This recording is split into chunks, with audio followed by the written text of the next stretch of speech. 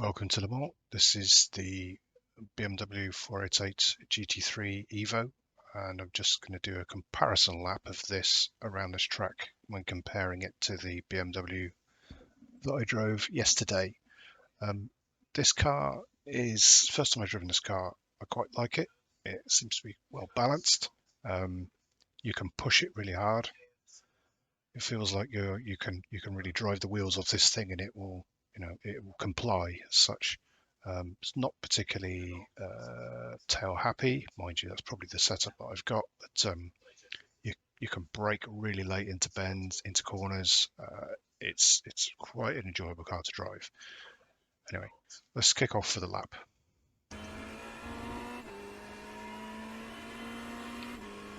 That last lap was at 4:01.1 seconds.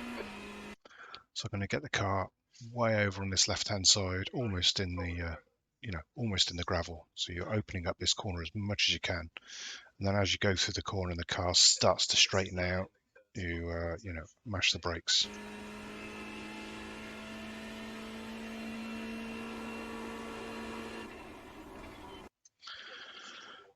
Wait for it to be in a straight line, pretty much a straight line. Hit the brakes. You've got ABS, so you can afford to apply quite a lot of pressure. And again, when you're coming into this left-hand bend, you're trying to nip this inside of the curb on this side and the opposite one on the other corner to try and straighten out the bend as much as possible. As you're going through this second, in between these two bends, I start to apply some throttle just to gradually increase the speed of the car. But as you're coming out of the second bend is when you start to floor it. About now.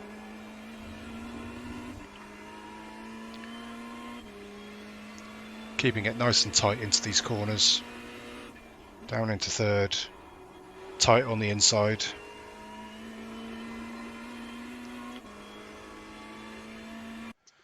And then as you're coming up here, you can see the bend, the white lines start to drift to the right. That's your marker for your turn-in point for the corner. You want to drift. You want to move the two right-hand side tyres just over this rumble strip if you can.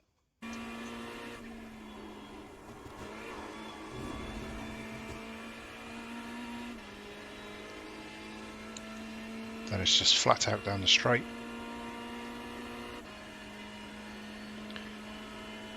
And again, in the distance on the left-hand side, you're looking for the brake in the barrier. Now, in this car, I was able to brake a little bit later. So just after the barrier, I started braking here.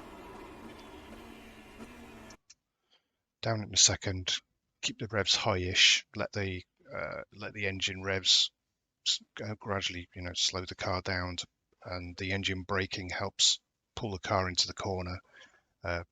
Two right-hand side tyres over this if you can, and then nice and tight into the left-hand bend, left-hand tyres again over the rumble strips on this side, like this. Floor the throttle.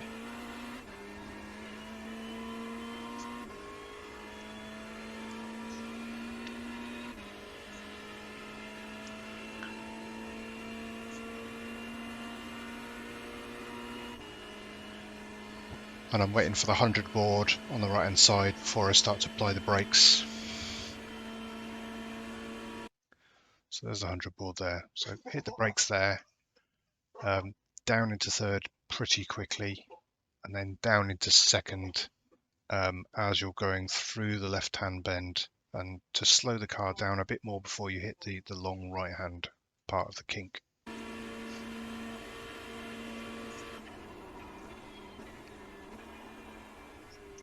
Try and keep the car as close to this as you can, or even the tyres over it if you can, so you can help to widen the corner out as you leave.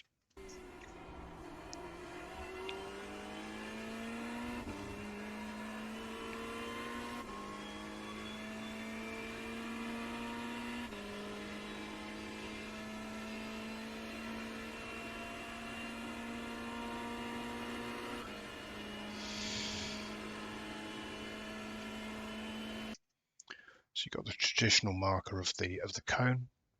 However, I found with this car that I could keep accelerating beyond the cone to the I think there's a white line that starts to solidify in the middle. It's almost at the start of this rumble strip on the right hand side is where I started braking. And again, you can apply a lot of force because it's got ABS. Make sure the car is in pretty much a straight line. So from this corner here, actually I'll play it and I'll show you. Here, so you're evening the car up into a straight line over here out towards the edge of the corner, so you've got a good angle to then turn in and follow the corner around. Car's in a straight line into second. You can run over that.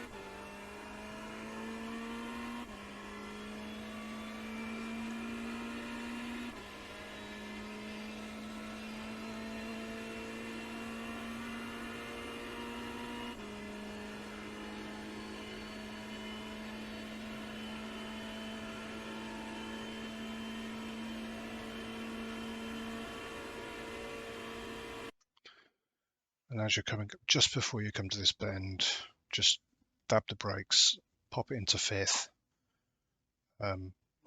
The engine braking will help rotate the car around the bend, and then as the car straightens up is when you can apply the brakes fully, and then down into second gear, ready for the left-hand bend. Now, keep it nice and tight on this inside.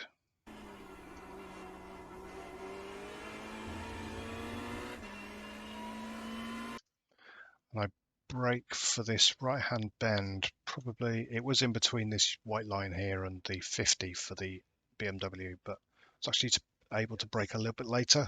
I don't know, sort of 2/3 of the way up maybe. And then I keep the car over the left-hand side. You can basically go over this rumble strip to help open the corner out.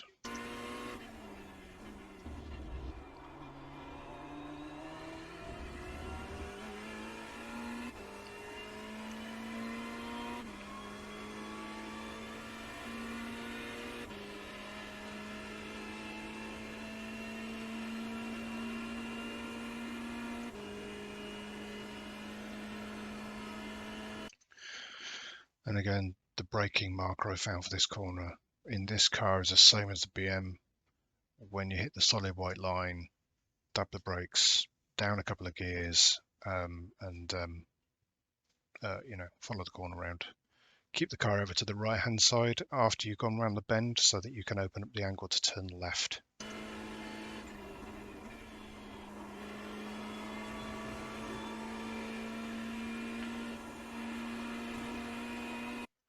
And around here, I've kept the car in fourth, just so the car isn't sort of over speeding as such, and also use that, that engine braking to help with this left-hand bend here.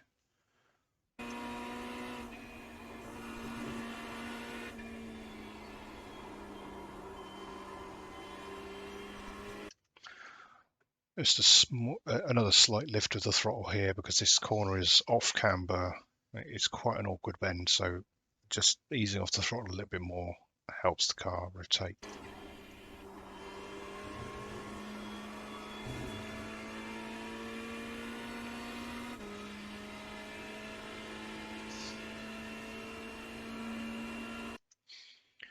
And again here, so I move the car over to the right hand side as quite a fair way. You can go over this rumble strip with your right hand side tyres, that's not a problem. So start braking just about probably 2/3 of the way up. Brake down into third, let the car coast through the left hand bit and the right hand, certainly the left hand bit, maybe a little bit of throttle as you're going around the right hand bit. I'll show you.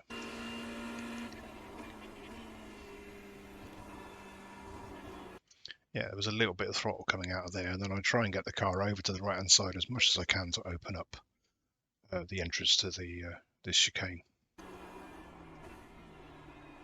You can go over these strips here, that one and that one, but avoid this red sausage curb, it will throw the car off.